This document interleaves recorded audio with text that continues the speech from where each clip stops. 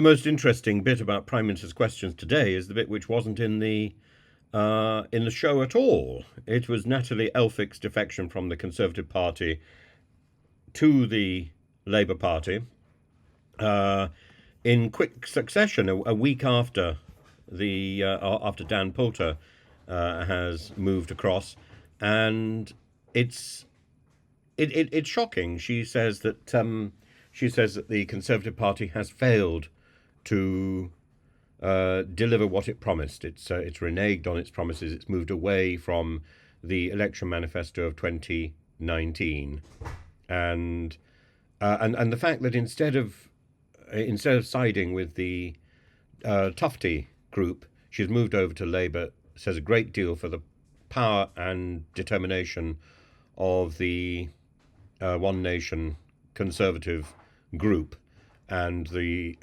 frustrations that they are feeling. And this is also the MP for Dover, the MP who is in the firing line of the small boats issues. So I think I think it's an interesting defection, and the cameras, as you will see, were hard pressed to work out who Keir Starmer was talking about when. This is the Prime Minister, Kirsten Oswald. Question 1, please. Mr. Speaker, I know the whole House will join me in congratulating John Swinney on becoming SNP leader and Scottish First Minister. I look forward to working constructively with him to deliver for the people of Scotland. Mr. Speaker, this morning I had meetings with ministerial colleagues and others. In addition to my duties in this House, I shall have further such meetings later today. Kirsten Oswald. Thank you, Mr. Speaker.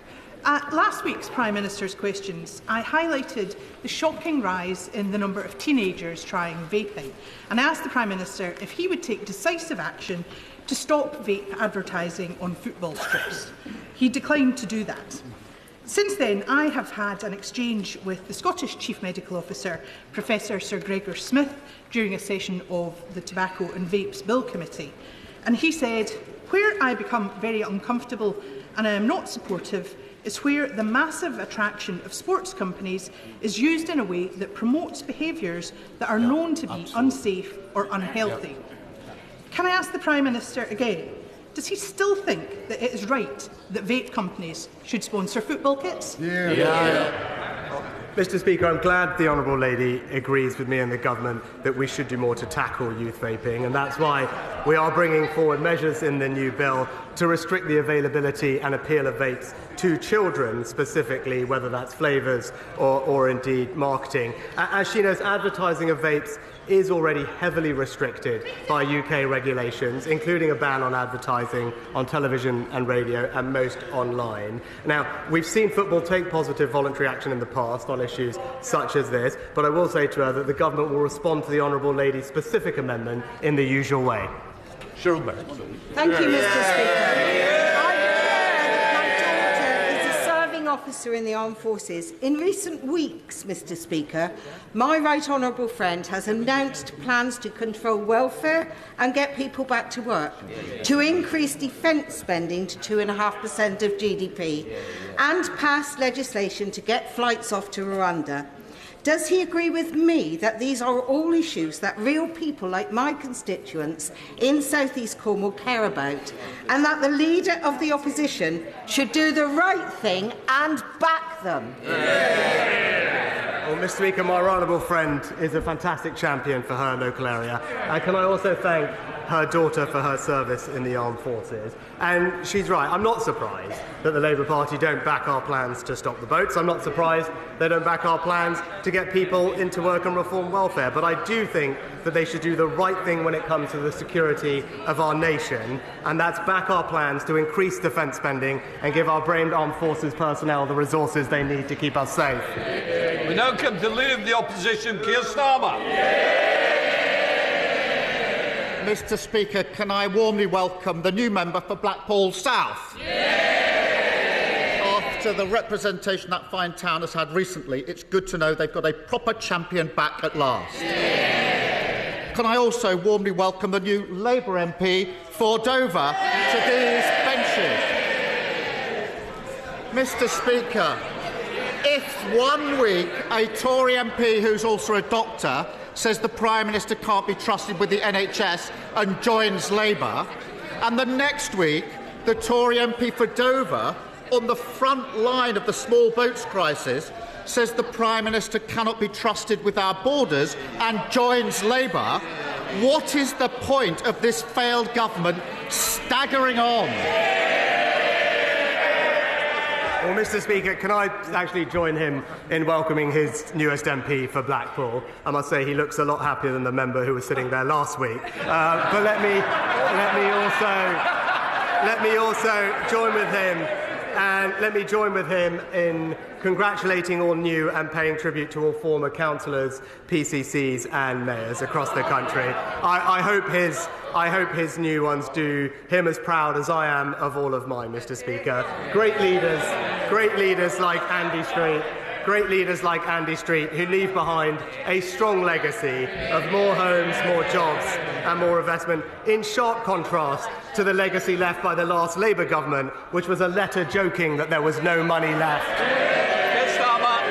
Well, Mr. Speaker, in addition to losing 2 Tory MPs in 2 weeks, the Prime Minister's been on the receiving end of some of the biggest by-election swings in history.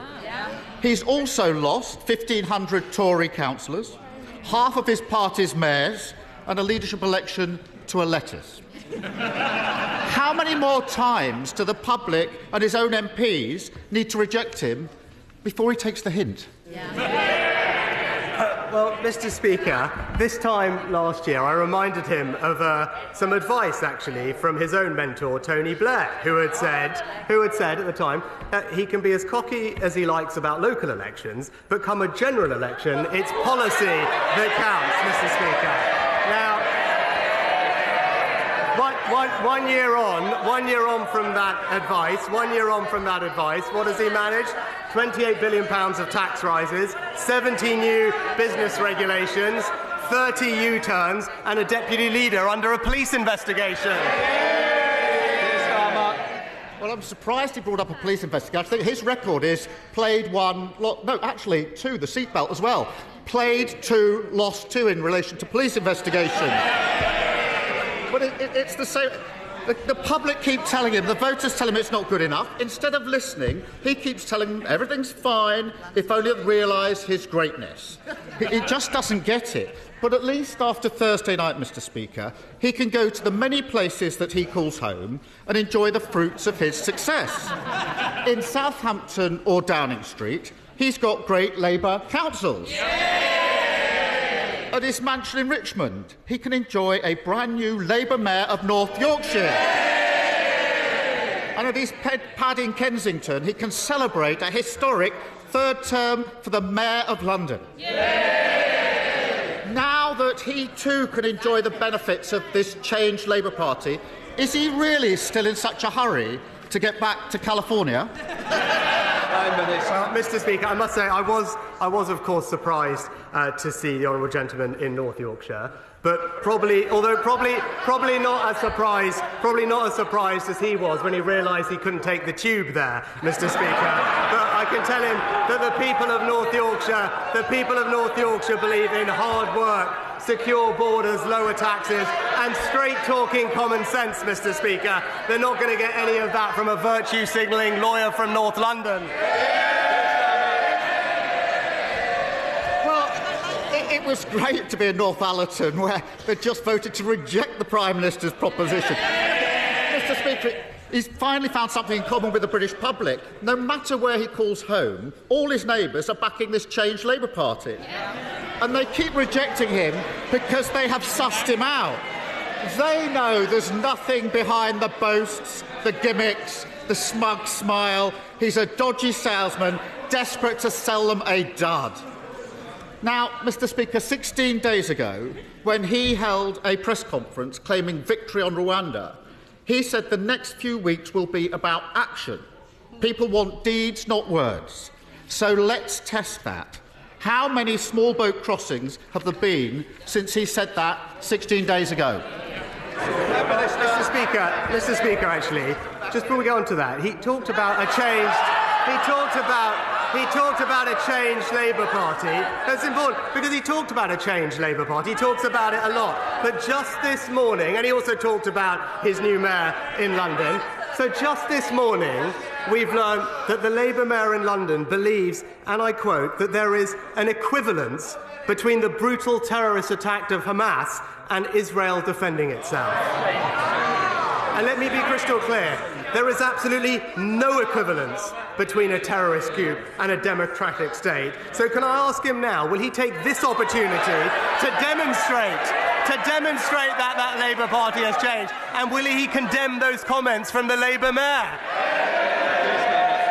Well, I know that was the last run out before the general election, but he's getting ahead of himself in asking me questions. But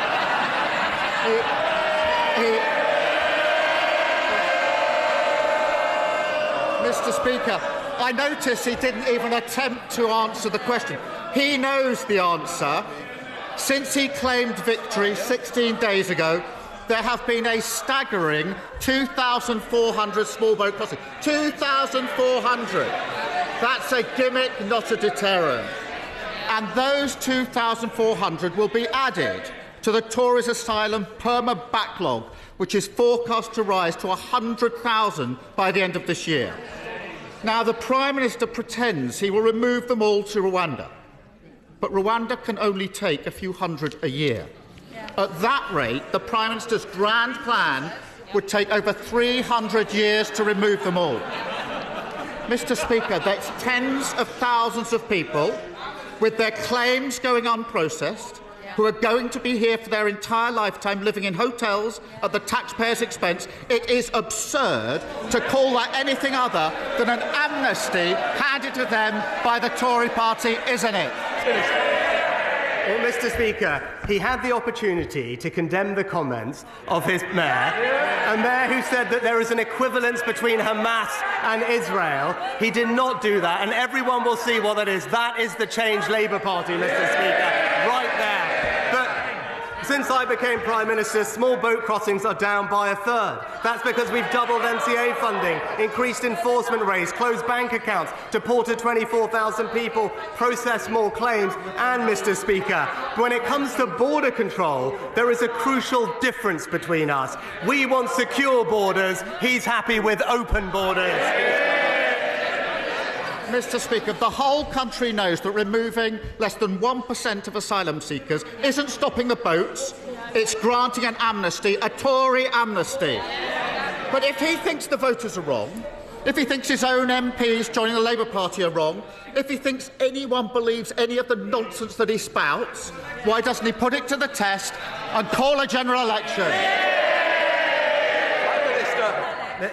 Mr. Speaker, he talks about removing people. This is a person who campaigned to stop the deportation of foreign national offenders, Mr. Speaker. It shows how out of touch his values are with the British people. But, Mr. Speaker, it's yet another week where we hear nothing about his plan to do anything on the issues that matter to the country. Meanwhile, we're getting on, reforming welfare and getting people into work. He opposes it. We're controlling migration, legal and illegal. He opposes it. And as we heard, Mr. Speaker, we are boosting defence spending to strengthen our country. He opposes it, and that's the difference. He snipes from the sidelines. The Conservatives are building a brighter future. When it comes to small boat crossings, there's a lot of talk of human rights. But surely the only human right and life that matters is the life of children who are being taken across the Channel. In this respect, will the government now do the only thing that will actually be a real deterrence, and that is to arrest and detain all those who land illegally on our shores and then offshore them promptly, so that once and for all we can save lives and end this cruel and callous trade? Well, Mr. Speaker, my right honourable friend is right that these crossings are incredibly dangerous and they risk people's lives. Just weeks ago, a 7-year-old girl died attempting the crossing, and that's why, as a matter of basic compassion, we must do everything we can to break the the cycle of the criminal gangs. And that's why, Mr. Speaker, you need a deterrent. That's what the National Crime Agency say. That's how we dealt with illegal migrants from Albania, because it's only by removing people who shouldn't be here that we remove the reason for them to come in the first place. And that is how we'll control our borders. And it's clear that it's only this party that not only has a plan to stop the boats, but has a plan to stop the tragic loss of life in the Channel too. SNP Leader Stephen Flynn. Thank you, Mr. Speaker. May I begin by also congratulating the fantastic John Swinney on becoming Scotland's first Minister. Our opponents should be careful, very careful what they wish for. Mr. Speaker, as we await the imminent Israeli incursion into Rafah, where 1.2 million people are sheltering, including 600,000 children, it has been reported that the United States has paused an arms shipment to Israel. The UK will now follow suit, won't it? Well, Mr. Speaker, the honourable gentleman may not realise, but the UK government doesn't itself directly provide arms or ship arms to Israel. And when it comes to the situation in Rafah, I've been very clear that we are deeply concerned about a full military incursion of Rafah, given the devastating humanitarian impact. I've made that position and point specifically to Prime Minister Netanyahu whenever we've spoken, and will continue to urge all sides to focus on the negotiations at hand, to bring about a pause in the conflict, to release hostages and get more aid in.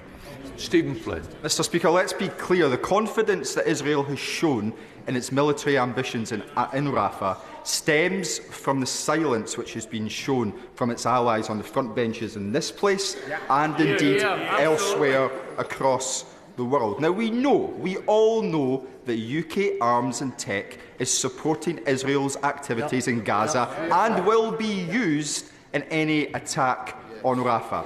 Knowing that and the devastation which is going to occur, surely the time has come to end our complicity and to halt arms sales to Israel. Well, Mr. Speaker, of course we take our defence export responsibilities extremely seriously, and that's why we operate one of the most robust licensing control regimes anywhere in the world. We periodically review advice on Israel's commitment to international humanitarian law, and ministers always act in accordance with that advice. And that is crystal clear for the House to understand. Our position with regard to export licences following the most recent assessment is unchanged, and I know that he will join me in urging all parties to engage in the negotiations that are happening so we can see a pause in fighting, to get more aid in, hostages out, and then bring about a sustainable ceasefire to this conflict. Martin Bickers.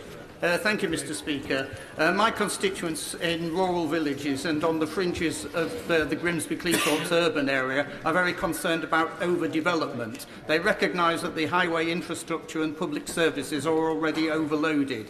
Could my right honourable friend consider amending planning guidance so that local plans and decisions taken by local planning authorities are not overridden by planning inspectors?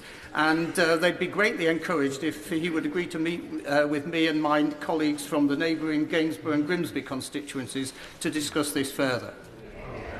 My honourable friend is right that sustainable development must be at the heart of the planning system, and that's why we're committed to meeting the needs for housing by building the right homes in the right places and protecting the environmental assets that matter most. The National Planning Policy Framework is clear that we should be responsive to local circumstances. I know that the relevant local plan in my honourable friend's area is due for further consultation later this year, and that he'll engage with that process, but I will happily meet with him and colleagues to discuss his situation further.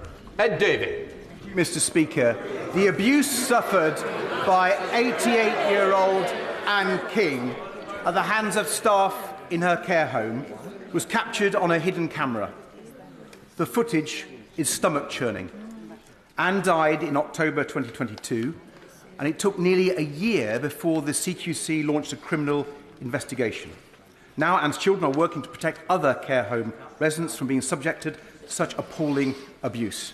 Her son came to see me as his MP to ask for my help in their campaign. So will the Prime Minister join me in backing Anne's Law, a proposal to include a national register to professionalise the care workforce, and hold those staff who are abusive to account? And will he meet with Anne's family and myself to discuss this idea? Well, Mr. Speaker, can I first of all extend my sympathies to Anne's family for what she went through. Obviously, that's not appropriate, and I'll make sure that the department engages with him and Anne's family on the proposed law. And he's right to say we should have high standards across the care industry, and we're walking towards more investment to support our care home staff, making sure that they have training, qualification, development, and we have a regime in place that can hold everyone to account for delivering the high standards. Aside from Stephen Flynn's rather brilliant and determined campaign to get Rishi Sunak to assure us that Britain is not providing Israel with weapons, and Stephen Flynn points out that 1.2 million are sheltering in Rafah, and Rishi Sunak says the UK does not directly ship or promote arms to or provide arms to Israel. Well, it does license the export of arms, and that was addressed in the second question. And then finally, I'm going to stop here because the point made in the last question about so Ed Davies' point about the care home and Annie King is a poignant story, and the footage he points out is stomach churning, and her relatives are demanding legislation. He talks about an Anne's law, and Rishi Sunak backs away from that immediately. He urges an immediate investigation into her case. He talks about the tardy process that has gone on since her death.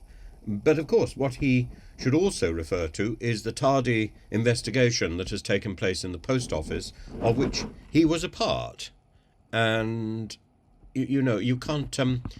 What's good for the goose is good for the gander, and you can't have one system for one group and another system for another group. We need clarity, and we need transparency, and we need things to happen rather than this constant business of the rhetoric is here and the reality is a long way away.